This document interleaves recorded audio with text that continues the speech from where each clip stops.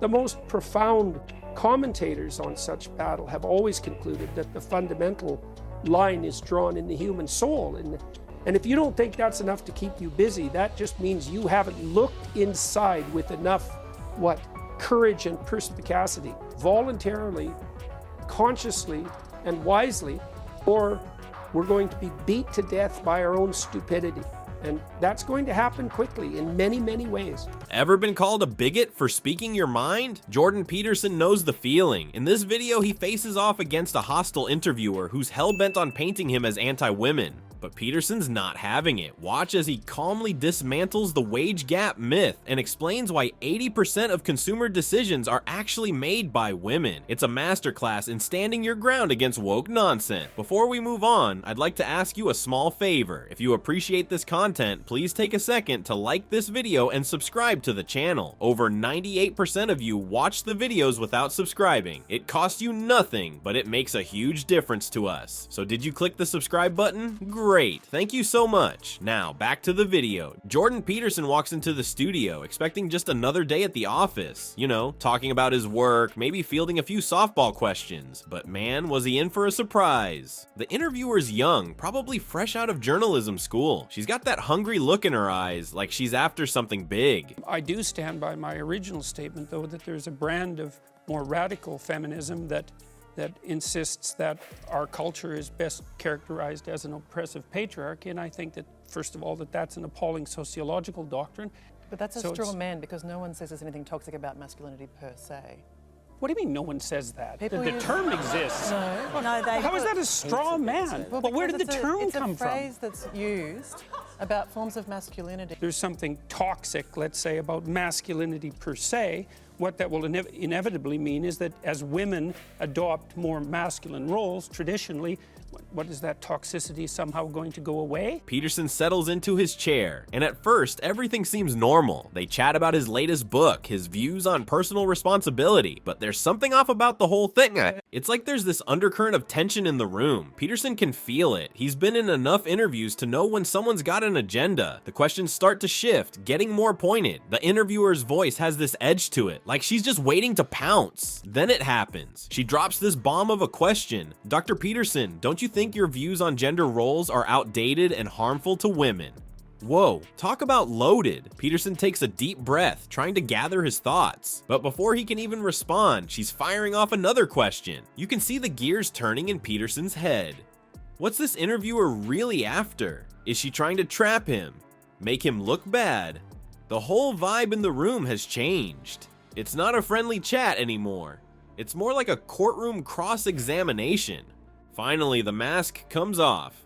The interviewer leans forward, her eyes narrowed.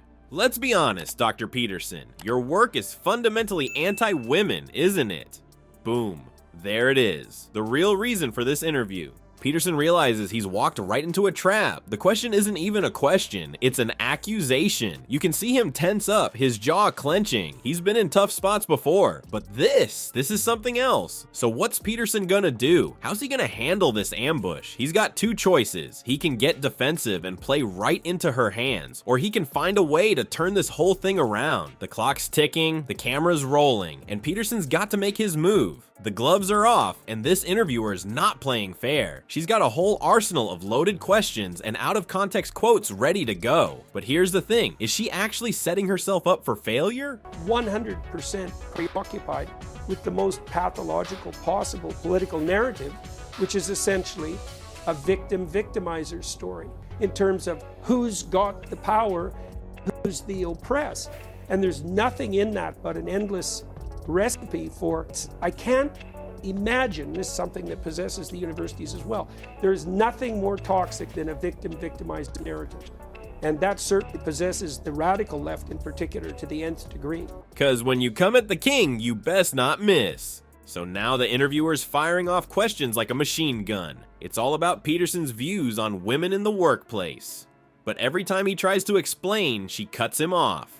It's like she's not even interested in his answers. You can see Peterson getting frustrated. He's trying to clarify his positions, but she's not having it. She's got an agenda, and she's sticking to it. It's like watching a prosecutor who's already decided the defendant is guilty. Then she pulls out the big guns, selective quotes. She's cherry-picking lines from Peterson's work, twisting them to make him sound like some kind of sexist monster. It's a classic media trick, you know. Take something out of context, and suddenly you can make anyone sound bad. Peterson's struggling to get a word in edgewise. You can see the frustration building on his face. He's used to debating ideas, but this isn't a debate, it's an ambush. It's crazy how the media can manipulate quotes like this. They'll take a nuanced argument about complex issues and boil it down to some inflammatory soundbite, and suddenly, that's all anyone remembers. You gotta wonder, is Peterson gonna lose his cool? I mean, how long can a guy take this kind of treatment before he snaps? The tension in the room is so thick you could cut it with a knife. Then something changes. Peterson takes a deep breath. You can almost see the gears turning in his head. He's realizing that playing defense isn't working. He needs to change tactics. So now Peterson's got a choice to make. How's he gonna turn this around? What strategy can he use to take back control of this interview? Cause one thing's for sure, he's not gonna let this interviewer walk all over him. The question is, what's his next move gonna be? Ever seen a master chess player turn the tables on an overconfident opponent? That's exactly what's about to go down. Peterson's about to school this interviewer on the real meaning of equality, and trust me, it ain't what you've been told. So Peterson's sitting there, right? And you can see the wheels turning in his head. He's had enough of this BS. Instead of playing defense, he decides to flip the script. He looks the interviewer dead in the eye and asks, "How do you define equality?" Boom. Just like that, the whole vibe in the room changes. The interviewer's caught off guard. She starts stumbling over her words, trying to come up with some textbook definition. It's clear she's never really thought about it. Peterson's got her on the ropes, and he knows it. Now he's in his element. Peterson starts breaking down all these flawed assumptions about gender and work. He's like, women choose some jobs while men choose others. Simple, right? But it blows a hole in this whole idea that every job should have a perfect 50-50 split. Then he goes after the wage gap myth. You know, that idea that women get paid less for the same work. Peterson's not buying it. He starts throwing out facts and logic, showing how it's way more complicated than just men bad, women victims. But here's where it gets real interesting. Peterson drops this bomb about how 80% of consumer decisions are actually made by women. Think about that for a sec. If women are calling the shots on most of the spending, how oppressed can they really be? You can see the interviewer getting flustered. She's not used to being on the defensive like this. She tries to interrupt, but Peterson's on a roll. He's laying out this whole argument about how true equality isn't about forcing the same outcomes for everyone. We will never have equality of outcome, Peterson says. It just doesn't make sense. And you know what? He's right. Trying to make everything perfectly equal is like trying to fit square pegs in round holes. It doesn't work, and it pisses everyone off. By the end of his takedown, the energy in the room has totally shifted. Peterson's in control now, and everyone knows it. The interviewer's left scrambling, trying to figure out how the hell she lost the upper hand. But it's too late. Peterson's just schooled her on what real equality looks like, and there's no coming back from that. Think the interview's over? Think again. The real fireworks are just getting started. Peterson's about to drop a truth bomb that'll make you question everything you've heard about gender equality. And trust me, it's not what you're expecting, and the interviewer's not giving up without a fight. She tries to regain control, accusing Peterson of dodging the real issues. But Peterson's not having it. He looks her dead in the eye and says, "You picked 3 things to talk to me about in the last 20 minutes that were very carefully selected." Boom! He's calling out the whole setup. Peterson starts breaking down how this interview was a trap from the start. Every question, every quote, it was all designed to paint him as some kind of woman-hating monster. But here's the thing, Peterson's not playing that game anymore. He's flipping the script, exposing how these gotcha interviews really work. You know how the media loves to push these simple stories about gender, like women are victims, men are oppressors? Peterson's tearing that nonsense apart. He's explaining why these oversimplified narratives about gender are actually harmful.